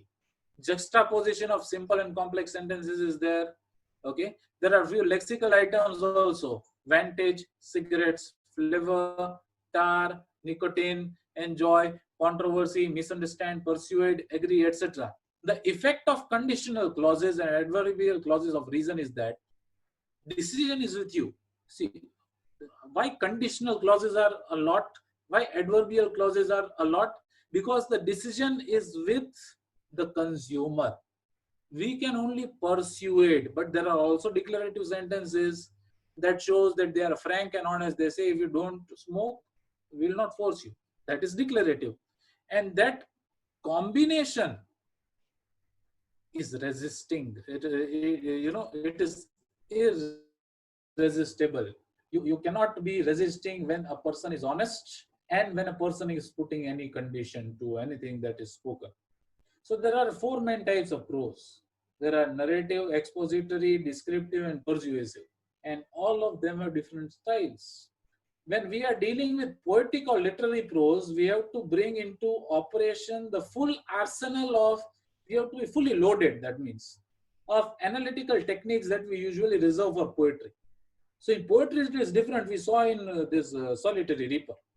An additional consideration in the analysis of poetry is that we have to account for its unity of structure in syntactic or semantic terms. Structuring in terms of syntax and semantics is far more important in poetry, but you cannot discourage the idea that nothing can be analyzed without poetry through stylistics. In fact, stylistics is one of the major branches in advertisement right now. When we say what are our future prospects for job, let me tell you, if you are good at stylistics, you will earn a lot of money, because any new advertisement creative firm is after stylistic devices that are used in order to impact the consumer in jingles, in poetry, in advertisements which are prosaic, everything.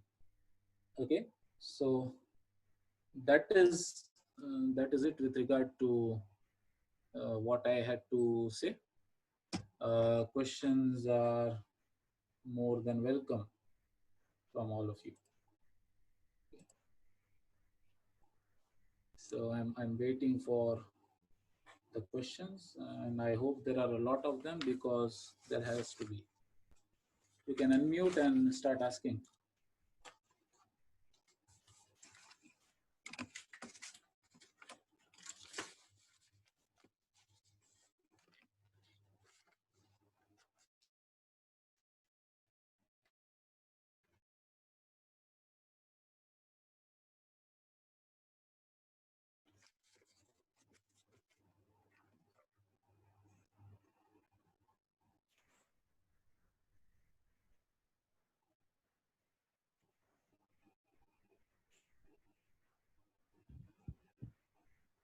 If anyone has question, please ask. Sorry? I'm asking to participants if they have questions. Yeah, yeah. I hope they have because there has to be. Yes, sir.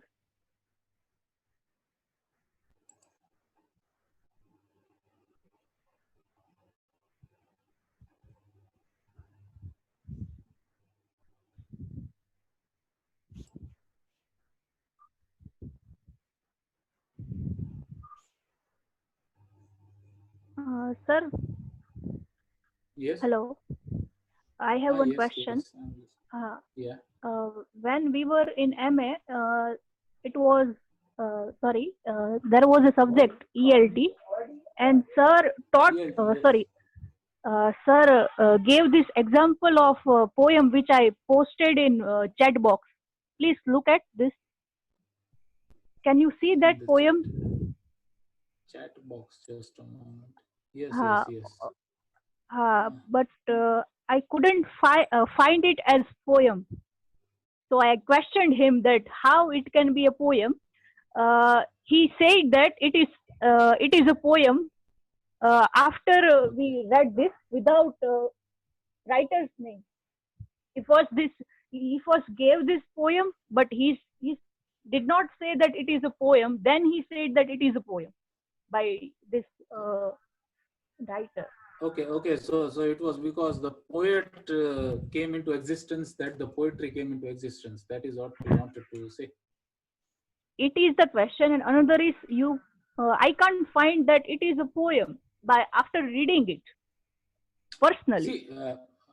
See, see see, poetry is a very personal phenomenon. First, It is. second, when you deal with poetry, the first thing, leave alone stylistics and everything that we just did. The first thing that I told you is you need to, first of all, feel that you can be a part of what is written. Okay, if you are not able to be a part of what is written, then relating to what is written becomes a huge problem. And unless and until you relate to something, you cannot sense what the poet wants to say. Okay, and therefore you not subscribing to this as a poetry is completely legitimate, but that does not mean that this can be forsaken as poetry. The concept of involvement that you get in when you go through a particular text written by any particular poet, that is when poetry has its own charm. Okay, for example, it is written, I have eaten the plums that were in the ice box and which you were probably saving for breakfast. Forgive me, they were delicious, so sweet and so cold. Okay, so see what I feel, what I understand, my limited understanding about this poetry is, this is about uh, two people Yes. uh, who are in a state of fix. Okay, that means they are not able to enjoy the basic necessities of life every day. So what happens is, see how does it start? I've eaten the plums that were in the ice box. So what is the foregrounding done here? The foregrounding is done through pronoun. Okay, so you have a pronoun first. Okay, humans are important more than emotions. So તમારું જે perspective હોવું જોઈએ human હોવું જોઈએ. જેમ આપણે solitary reaper માં શું હતું? Beholding. That was the emotion. Yes. So it was not the reaper, but how the reaper is beholded in your mind. So here I, that means the person who is talking becomes important, and the person to whom he is talking to becomes even more important, because in the second stanza it is Yes. written that and which, it starts with and, another conjunction. Okay, Yes. so there was Yes. a disconnect. And when you use a conjunction in poetry, that means there has to be a disconnect of emotions, and then you start with and as a word, which you were probably saving for breakfast. So the hunch word here is saving. Why do you need to save something for the breakfast? Okay, is it not easily available? Is there a problem in its availability? Okay, so why were you trying to save it till tomorrow? So there is this sense of uh, a problem zone that they are in. Forgive me, why do you need to ask for forgiveness when you are eating something? Also is also a valid question. They were Yes. delicious, so sweet, and the last line is the main thing, and so cold. That means they were put there long back.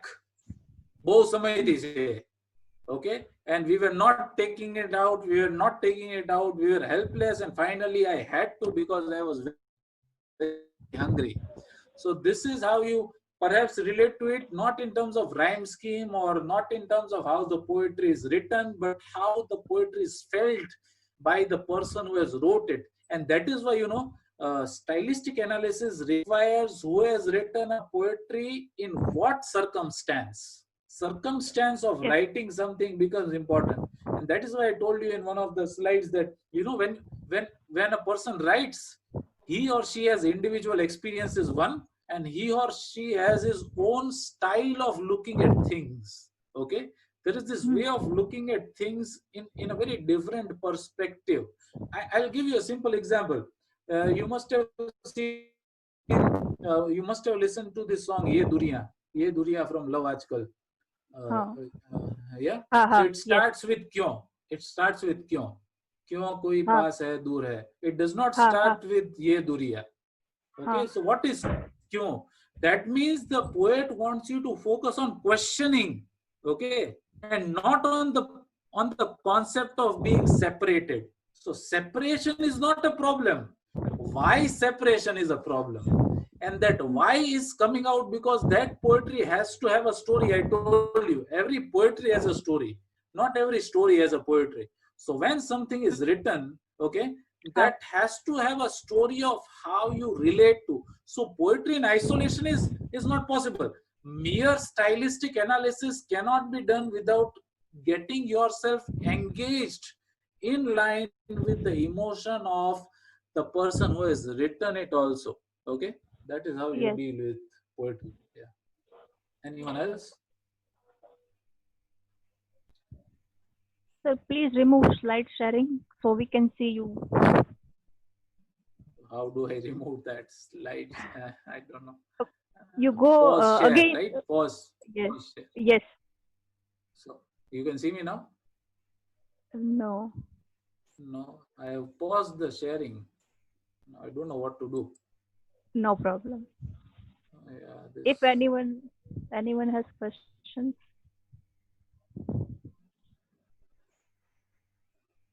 Maulik, Ajay, Kavisha, Megha, Komal. Hello, Yes, Yeah. Megha. can you hear me? Yes, I Yes, can. sir. I don't know. It is a particular example of this session. Can you explain these Gully Boy movies with this? Because in this movie, the central character Murad is fascinations regarding rap music. Yeah. So these lyrics of these movies are different. So how can we connect with these? Uh, okay. So what Gully Boy is all about? Gully, that kind of music is very different from the music that is rap. Now rap is unmusicking music. That means words are important in Yes. rap, not how you channelize words through music. So lexis there becomes important. Are you getting my point? So how the words are used there. Okay, the use of, Yes. because rapping is very similar. Yes. Rapping does not change.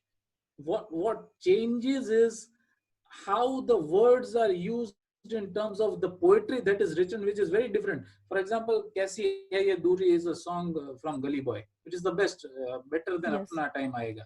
Okay. Now Mm. what is charming about Kaisi Hai Ye Duri is the way it is picturized and the way the words are arranged with the scene that you have when Kaisi Hai Ye Duri, the song starts. Okay, he is driving. The person who is in problem is sitting right behind him. They are so near yet so far. Okay, Yes. the emotions are in the words that are used, and the words are accompanied by the characters that are showcased to you on screen. Perhaps if you see, I'll give you a very simple example. First, you listen to any song which you have never seen, then you see that song, you see how the perspective would change. Yes, sir. Okay, because I'll give you my example. There is this song from Avarapan which is Tera Mera Rishta. Okay, Mm. Avarapan is a beautiful movie. There is Tera Mera Rishta. Uh, that was a time of cassettes. So I loved that song. I was listening to the cassette, and Tera Mera Rishta referred to me as a love song between a boy and a girl. But when I watched the movie, that song is actually a song between a person and God. So Tera Mera Rishta is the Rishta of God and that person. There is no boy and girl there. Okay, so that perspective has to change when you look at things visually also. I'll give you another example of, if there is, Gully Boy has to be liberating in terms of the way in which music is seen, because music or lyrics have to be always backed by good music. But rapping is very unmusical, and therefore the sheer presence of words has to be very loaded. If those words Yes. are not loaded, the charm goes away. I'll give you an example of this this song from Gulami. Gulami was a very old movie wherein there was Mithun Chakravarti, and uh, I'll just recall the song. सुनाई देती है जिसकी धड़कन तुम्हारा दिल या हमारा दिल है. It starts with जिहाले मस्ती मुकुंद बरंजिश बहारे हिजरा बेचारा दिल है. So जिहारे मस्ती मुकुंद बरंजिश बहारे हिजरा, you don't know the meaning, but that song was Yes. very popular. Those words are from different, now you listen to this song, but the tune was very catchy, and therefore people started singing, okay, without knowing the meaning. So sometimes music creates meaning because music haunts you. Okay, it has to have a haunting quality. This my quality, and for example with the song which is Avarapan. So Avarapan starts with haunting music. So it has to haunt your senses, and then words merge. And when those merged words fill your emotions, then that music becomes complete. Okay, because sometimes you don't understand the very nature of any particular word, and yet you love that because the sense of musicality is one thing. When you talk about Gully Boy, what happens is musicality is minimum. So what is important here Yes. is how the words are used. So that is where lexical quality and syntactic quality becomes very important. Okay. Thank you, sir. Yeah.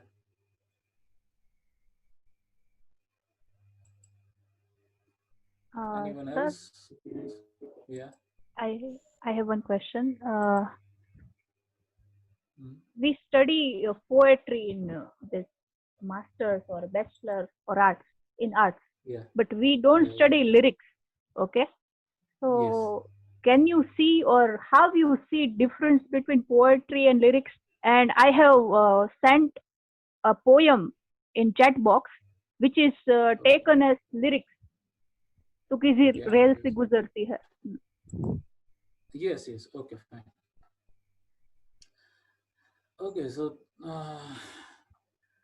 to me, I might sound a bit strange, but there is no difference between music, poetry and lyrics. Lyrics are only a part of cinema, and that is why they were earlier looked upon as a child of a lesser individual, because cinema was not supposed to be a liberating medium in India as such. It was only purely for entertainment until and unless parallel cinema came. Okay, so cinema was Hmm. considered to be a very low thing. Apart from one or two movies before parallel cinema, everything was done to entertain people.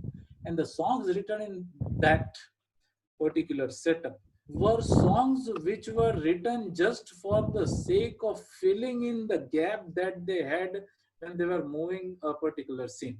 The example of it would be item numbers that we have in Bollywood cinema. Now, Hmm. this "Tu Kisi Rail Si Guzarti Hai" is a part of poetry written in Hindi. Then Varun Grover has changed it into a song. Now, how does that song relate to the whole set that song plays in becomes very important. Okay, because class consciousness in Mazan we talked about. I could not that day. I don't know what happened, but Yes, I just forgot. Rail is above and pull is below. yes, Okay, so that yes, shows that yes. Vicky Kaushal is from a very low class community, and the person to whom he is calling as Rail is above him. Okay, हाँ, and that is why he हाँ, हाँ. trembles when she passes. So this is how lyrics become beautiful. Lyrics has to have certain situation which can make you feel what the characters are going through. Okay, not every person is capable of merging a song into screenplay. What happens most of the times is screenplay is written and then there are gaps, and those gaps are to be filled. If you When we discussed Tamasha, or if we discuss Imtiaz Ali, every song has a story. Every song has to be a part of his narrative, and that is why lyrics become important. And that is why in 2017 or 18, Bob Dylan, a lyricist, Hmm. won the Oscar. Sorry, Hmm. the Nobel Prize. Sorry. Okay. Hmm. Now, Nobel Prize for a lyricist is not good. Was not good. But Bob Dylan always discussed about the liberation of American people. And Hmm. just because it is in cinema, it does not mean that it is of no use. Hmm. Okay, lyrics are as good as, sometimes even better than, poetry to me, because of the musical quality they have. And writing lyrics is mighty difficult, let me tell you. uh, Hmm. Far more difficult than poetry. Why? I'll tell you. Because lyrics have to be attached to a situation. You cannot just write. Okay, whereas Hmm. Hmm. poetry can be just written irrespective of what you are feeling. You can write about anything, but when you're writing lyrics, you have to make sure that about whom you are writing, which character is going to be presenting that lyrics, what is the music that is given to that lyrics, how that will be showcased in a particular scene.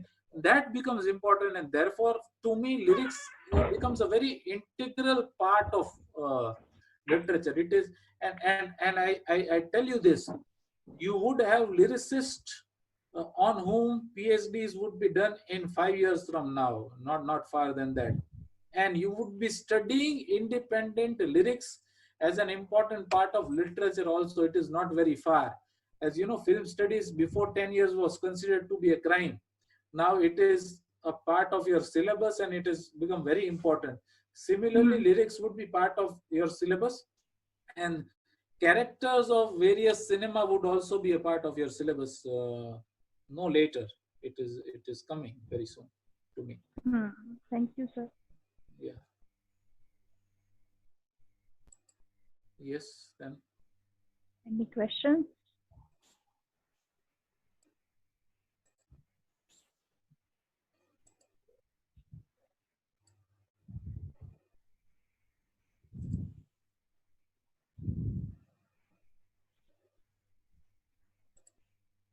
Sir, Yes, can you listen me? yes, I can. Uh, Another question. Sorry.